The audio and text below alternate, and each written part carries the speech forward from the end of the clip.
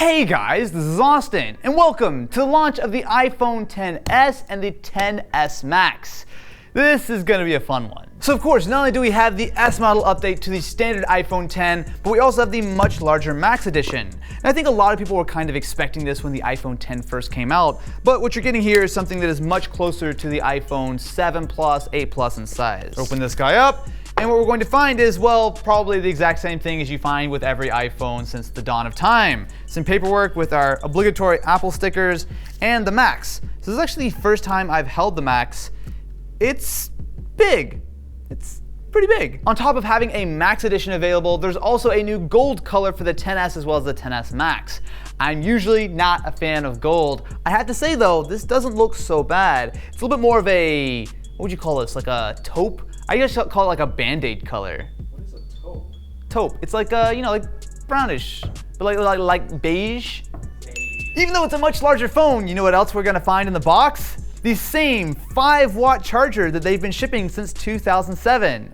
Yes, my friends, even though you've got a massive battery and a huge display, it's still going to take you like, what, 2-3 hours to charge the phone? For real, it's totally ridiculous that they ship such a tiny, cheap adapter in the box when they actually sell other alternatives which will charge the iPhone much faster. If you want to shell out $50 for the USB-C adapter and another $20 for the USB-C to Lightning cable, you can get your phone charged much, much quicker. But instead, they put this in the box. So yeah, what I like to see on my $1,000 plus phone. The XS also does come with Apple EarPods.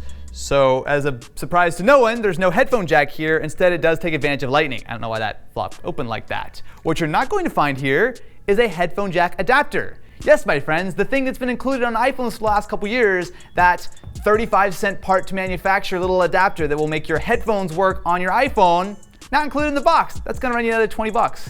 Or is it 15? I thought it was 10. Is it 10?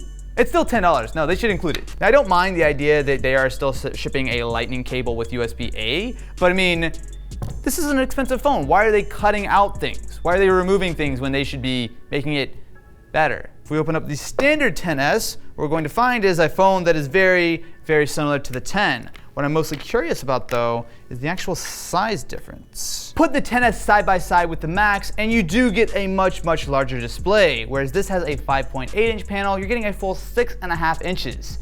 Do you remember the days where a 7-inch phone was called a tablet? Look at the difference, man. This is the original iPhone versus the Max. I mean, that's ridiculous.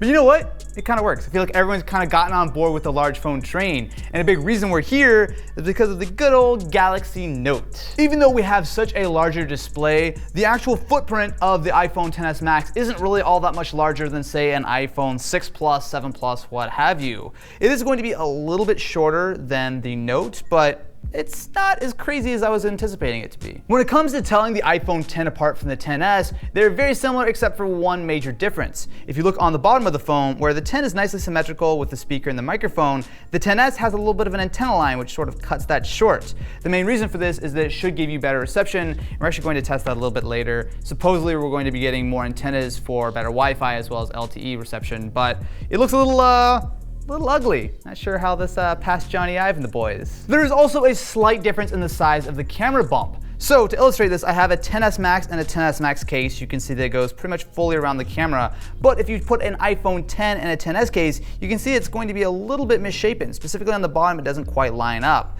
Most iPhone X cases should work with a XS and vice versa, but you might want to keep an eye on that. The camera bump is going to be just a little bit bigger. One of the big upgrades this year is the A12 Bionic chip. So they've claimed some pretty decent performance improvements, but the first thing I've noticed as soon as I open up Geekbench is we have more memory. Before, we had 3 gigs of RAM on the iPhone X, but this year we have 4 gigs on both the XS as well as the Max. Interesting. So whereas the 10 is a little bit slower than the XS Max as well as the XS, it's by a pretty small difference. The single core is a little bit higher, but the multi-core is actually very similar. The days of seeing 50% CPU performance every year might just be over. Although, to be fair, these are still like the fastest phones I've ever tested, so yeah.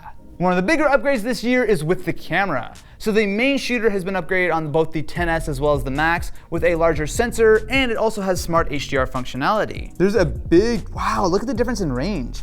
So with the XS, we're actually getting all of the detail on your face, whereas the Max is blowing out not only Matt's face in the background, but also like stuff like your cheek. The portrait mode also does look a fair bit better. So not only do we have that better dynamic range, but we're also seeing that it's a little bit more accurate as far as cutting people out of the photo, and the ability to adjust the depth of field after the fact is really nice. Not perfect, definitely has some more work to do, but it does look a lot more natural than the 10 as well as the 8 Plus. So is the iPhone XS Max worth it? We're gonna have to stay tuned, my friends, because we're going to be doing an entire video all about that. Make sure to subscribe and stay tuned.